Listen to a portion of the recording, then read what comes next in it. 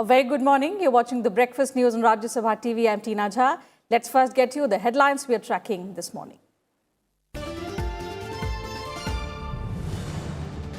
Prime Minister Narendra Modi, Nepalese Prime Minister KP Sharma Oli to inaugurate second integrated checkpost at Jogbani, Biratnagar. Built with Indian assistance, checkpost to facilitate trade and people's movement among both countries.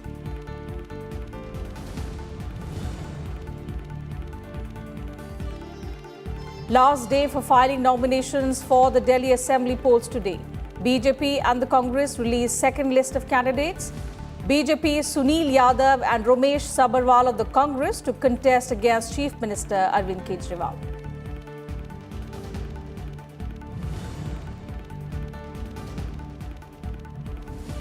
India among top 10 foreign direct investment recipients in 2019, says UN body. Inflows totaling $49 billion marks 16% increase over last year.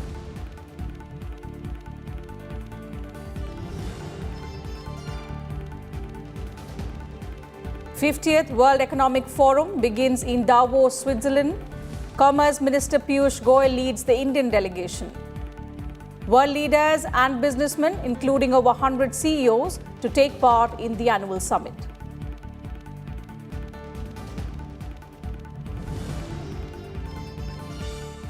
And President Ram Nath Kovind decries breaking news syndrome that has undermined restraint and responsibility among media. Presenting the Ram Nath Goenka Excellence in Journalism Awards, the President calls fake news the news menace.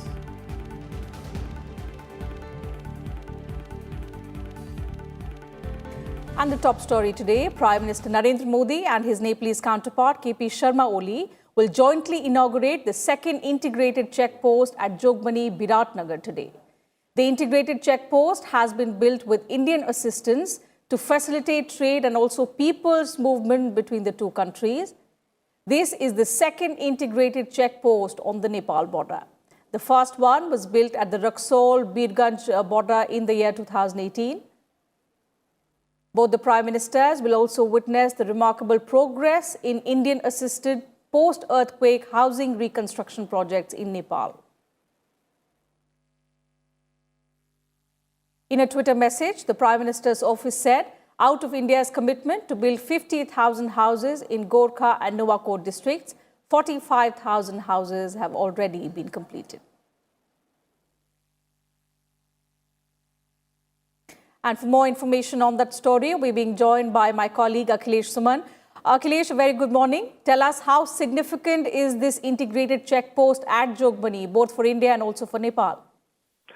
This is really very significant, Tina, because given the fact that India is the largest trading partner of Nepal, and also India and Nepal are the two countries where there is no restriction on people's movement also. So it's an open border of a sort. And in this open border, there was some unscrupulous elements who are trying to take, benefit and undue advantage of this situation. So it is part of the border management as such between the two countries.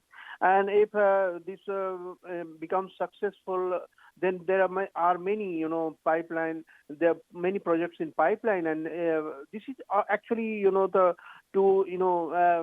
check those unscrupulous elements who try to take advantage of the open border.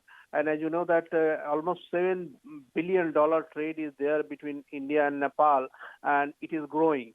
So in this situation, it was felt that this type of integrated checkpost will be very useful, so that all trade taking place between the two countries, either in formal sector or in informal sector, they should be, under the, lens of the two countries, and also people who are coming from those sides and going from this side, they should also be known that this is happening, though there is no arrangement of passport and visa between the two countries, and it is going to continue. But overall, it is a quite good that both countries have come to an understanding that we should have, border checkposts so that we can know that what is happening, how are people going, what trade is taking place. So I think it is very good for the future and very good for creating a long-term understanding between the two countries so that there is no hiccup in the relationship, Tina? Indeed, Akhilesh. Thank you very much for joining us and giving us those details. News now related to the upcoming assembly elections in Delhi.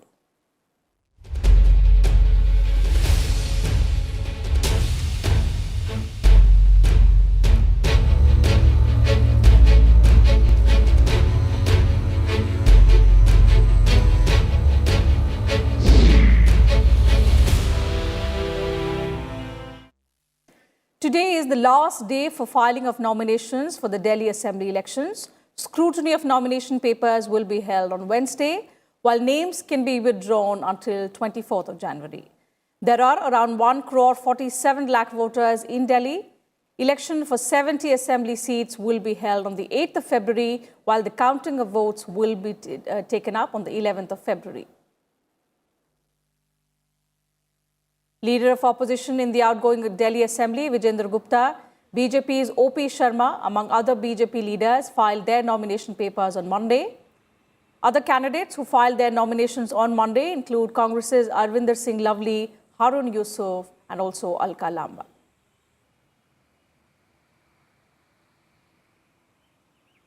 Delhi Chief Minister Arvind Kejriwal, who was expected to file his nomination for the assembly elections after a massive roadshow on Monday itself, will now file his papers today due to a delay caused by his rally. Kejriwal held his Walk with Kejriwal roadshow from Valmiki Mandir to the Hanuman Mandir near Connaught Place on Monday.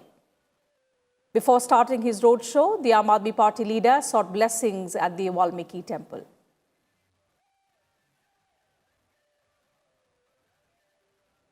Meanwhile, the BJP has released the second list of candidates for the upcoming elections in Delhi. The party announced candidates for 10 assembly seats, including New Delhi, Delhi Cant, Rajouri Garden, Shahadra and Kalkaji, among others. The BJP has fielded State Yuva Morcha President Sunil Yadav from the New Delhi constituency against Chief Minister Arvind Kejriwal. The list was announced after midnight. Delhi BJP spokesperson Tajinder Pal Singh Bagga has been fielded now from Harinagar. The BJP has also forged an alliance with JDU and LJP in Delhi and decided to give 3 seats to them.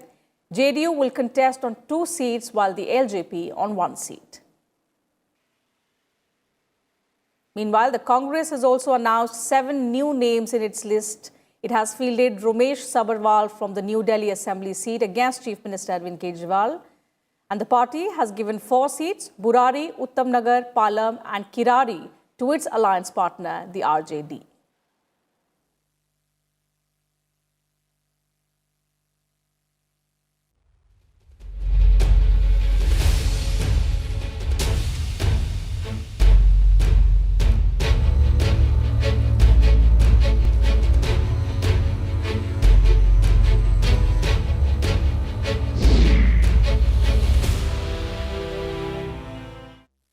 In some other news, the Andhra Pradesh government introduced the AP Decentralization and Inclusive Development of All Regions Bill 2020 in the Andhra Pradesh Legislative Assembly on Monday. The bill provides for dividing the state into various zones and also establishing zonal planning and development boards.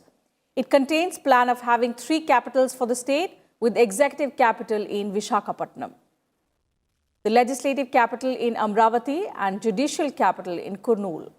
Finance and Legislative Affairs Minister B. Rajendra Nath said that the new legislation will ensure balanced and inclusive growth of the state. The government moved another bill to also repeal the AP Capital Region Development Authority Act 2014.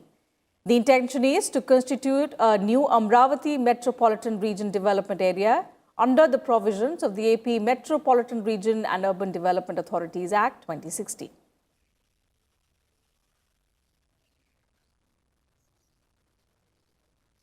And JP Nadda was on Monday elected unopposed as the national president of the Bharatiya Janata Party. Elected unopposed, he will serve the party for 3 years at the helm. Nadda's election as the 11th president of the BJP was announced by Radha Mohan Singh, who is in charge of the organizational election process. His name was recommended by BJP parliamentary board members Amit Shah, Rajnath Singh and Nitin Gadkari. A felicitation ceremony was held at the BJP headquarters soon after Nadda was unanimously elected as the party president. Senior party leaders, including Prime Minister Narendra Modi, were present at the ceremony. प्रारंभ से ही party का स्वभाव रहा कि party horizontally जितना विस्तार कर सके करते रहना और कार्यकर्ता का वर्टिकल डेवलपमेंट होते रहना चाहिए। तो एक प्रकार से समक्षितिज विस्तार होता चले और दूसरी तरफ कार्यकर्ता का विकास नई नई ऊंचाइयों को पार करता चले और उसी परंपरा का परिणाम है कि आज भी भारतीय जनता पार्टी को लगातार नई नई पीढ़ी मिलती चली जा रही है और जो अपने कालखंड में उत्तम से उत्तम सेवा करके पार्टी को आगे बढ़ाने में सफल होती है। In his first remarks after taking over as the new BJP president, JP Nadda set the target of winning power in the states, in fact, where his party has not yet registered electoral success. Applauding his predecessor and Union Home Minister Amit Shah for his work as the party chief, under whom the BJP became the world's largest party, the newly elected party president said he will work day and night along with all the party workers to take the BJP to newer heights. मैं आभार व्यक्त करने के लिए खड़ा हुआ हूं। जो प्रेम, जो विश्वास, जो सहयोग आपने मुझ पर किया है, उसके लिए मैं तहे दिल से आप सबका हार्दिक धन्यवाद करता हूं। मैं धन्यवाद करता हूं आदरणीय प्रधानमंत्री जी का, जिन्होंने मुझ पर विश्वास किया है कि विश्व की सबसे बड़ी पार्टी, इस पार्टी के काम को संभालने का और इसको आगे ले चलने का जो उन्होंने विश्वास व्यक्त किया है, उसके लिए मैं तहे दिल से उनका धन्यवाद करता हूं। Amit Shah, along with several other senior party leaders, also congratulated the new president, saying his vast organizational experience will help him steer the party to greater heights. Bharatiya Janata party के अध्यक्ष के गौरवशाली पद की परंपरा में नड्डा जी 11वें अध्यक्ष बनकर हम सबका आने वाले दिनों में मार्गदर्शन करने वाले हैं। मैं नड्डा जी को हृदय से देश के करोड़ों कार्यकर्ताओं की ओर से बहुत बहुत बधाई देता हूं और शुभकामनाएं देता हूं कि नड्डा जी आइए, आप मोदी जी के नेतृत्व में पूरी पार्टी का मार्गदर्शन करिए और पूरी पार्टी को अनछुए लक्ष्यों तक ले जाने का आपको प्रभु सफलता दे। लगातार भारतीय जनता पार्टी आगे बढ़ती जा रही है बहनों भाइयों, और जन अपेक्षाओं के अनुरूप हमारी सरकार इस समय काम कर रही है। मुझे पूरा विश्वास है जिस जेपी नड्डा जी को हम लोगों ने चुना है वो हमारे और आपके बीच के हैं। वर्षों से मैं जानता हूं, लगातार आम कार्यकर्ता के रूप में उन्होंने काम किया है। उन्होंने भी अपने जिस्म का पसीना बहाया है। जहां तक उनके स्वभाव का प्रश्न है, हर कार्यकर्ता यह कहता है कि हमारे आज के राष्ट्रीय अध्यक्ष श्री जेपी नड्डा जी मृदुभाषी हैं, बहुत ही मिलनसार हैं और साथ ही मिलनसार ही नहीं, कुशल वक्ता भी हैं। लेकिन निर्णय लेने की जहां पर आवश्यकता होती है, दृढ़ता से निर्णय लेने में भी हमारे जेपी नड्डा नहीं चूकते हैं। Home Minister Amit Shah will address a public rally in Lucknow today to dispel doubts over the Citizenship Amendment Act. The rally is part of the BJP's countrywide campaign on the CAA issue.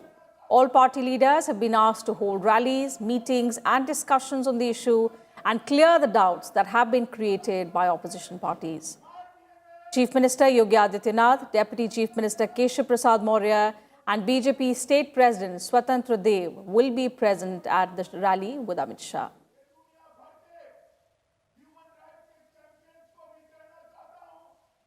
And time for a short break here, but more news and updates will continue on the other side. Do stay with us.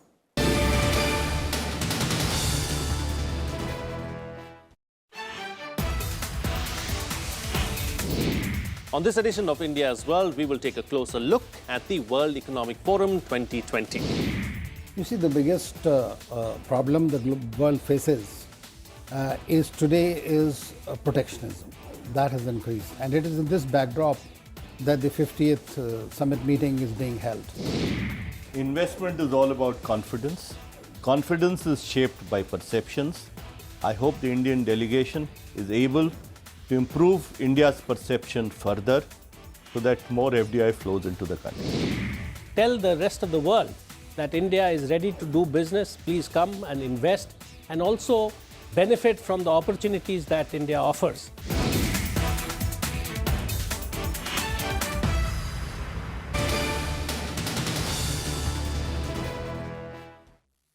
Welcome back. You're watching Breakfast News on Rajya Sabha TV. India was among the top 10 recipients of foreign direct investment in the year 2019. According to a UN report released on Monday, India attracted $49 billion in inflows, a 16% increase from the previous year. The Global Investment Trade Monitor report, compiled by the United Nations Conference on Trade and Development, states that the global foreign direct investment remained flat in 2019 at $1.39 trillion, a 1% decline from a revised $1.41 trillion in the year 2018. The report said South Asia recorded a 10% increase in FDI to $60 billion, and this growth was driven by India, with a 16% increase in inflows to an estimated $49 billion.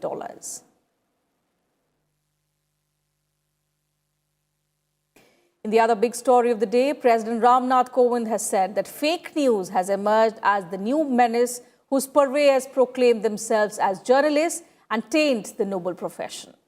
Speaking at the Ramnath Goenka Excellence in Journalism Awards in New Delhi on Monday, the president said, in din of breaking news syndrome, the fundamental principle of restraint and responsibility has been undermined substantially.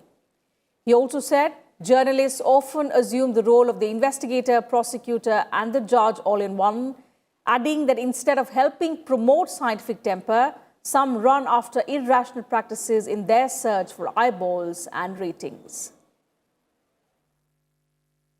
Fake news has emerged a new menace, whose purveyors proclaim themselves as journalists and taint this noble profession. Technology has given rise to a new breed of journalism which stands in contrast to traditional journalism.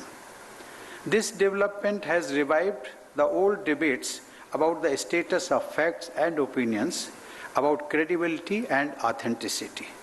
What is desirable is objectivity, which allows journalists to be open to facts and present all sides of a picture. Vice President M. Venkaiah Naidu on Monday stressed on the need to preserve and also promote classical languages. The Vice President said that classical languages provide the window to our civilizational values and the wisdom of our ancient thinkers. Expressing concern over the fact that more than 40 languages in India are now on the verge of extinction, as only a few thousand people speak them, the Vice President urged people to preserve these languages. The Vice President is on a two-day visit to Andhra Pradesh, Nellore city. During the first day of his visit, he interacted with Telugu scholars and discussed ways to promote Telugu language and develop the Center of Excellence for Studies in Classical Telugu.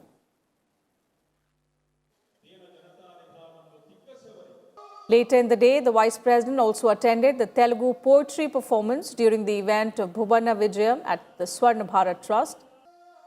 Today, he is scheduled to address the valedictory session of a workshop on development of Center of Excellence for Studies in Classical Telugu, among several other programs in Nellore.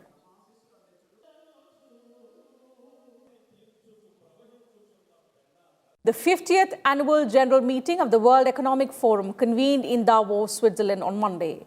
Being attended by world leaders and businessmen from across the globe, the focus of the World Economic Forum 2020 is on global, regional and national initiatives that generate positive impact for all stakeholders. The Indian delegation is being led by Commerce Minister Piyush Goyal at the World Economic Forum being held from 20th to 24th of January. During this period, the minister will also participate in an informal WTO ministerial gathering.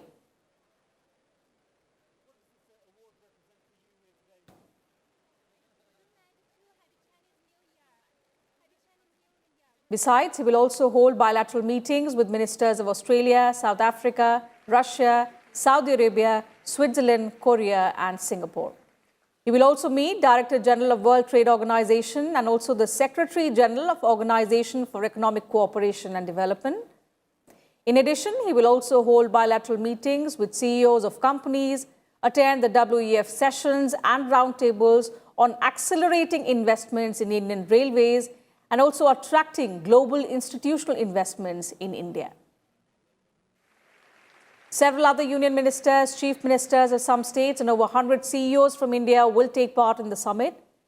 Film star Deepika Padukone was awarded the Crystal Award at Davos, where she spoke on mental health and several other issues related to depression.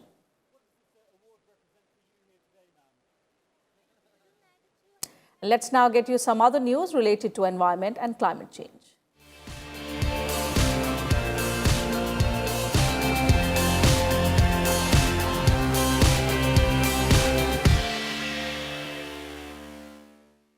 The World Heritage Bamiyan Valley has been exposed to a new threat of climate change after bearing the brunt of jihadist dynamites and looting by thieves. Nestled in the heart of the Hindu Kush mountains, the Bamiyan Valley, where centuries-old Buddha statues were destroyed by the Taliban in 2001, still contains a network of caves housing temples, monasteries and also Buddhist paintings. The valley is home to the Silk Road era Shahir Gogola fortress and the Shari Zohag citadel. The pattern of dry spells followed by heavy rain and more than usual spring snow melt has put this historic site at the risk of destruction. A 2016 United Nations report says that the structures may collapse and suffer from severe erosion due to these climatic conditions. Mitigating the impact of erosion and the effects of climate change would cost billions of dollars in Afghanistan, but the war-torn country has little ability to shoulder such a burden. The Global Adaptation Initiative, run by the University of Notre Dame in the United States, currently ranks Afghanistan 173 out of the 181 countries in terms of a nation's vulnerability to climate change and its ability to adapt.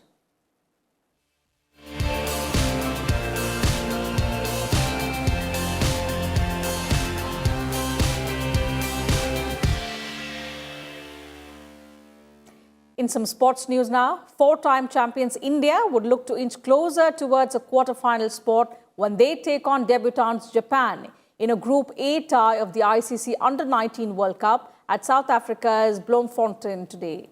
India cruised to a 90-run victory over Sri Lanka in their opening Group League encounter on Sunday. Japan, on the other hand, is lucky to have garnered a point after their first match against New Zealand was washed out on Saturday. India is currently at the top of Group A, and a victory today will virtually guarantee them a place in the last 8th round.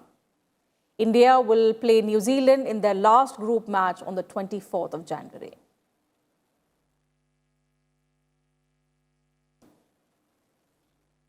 And that's it from us in this bulletin. Thank you for your time.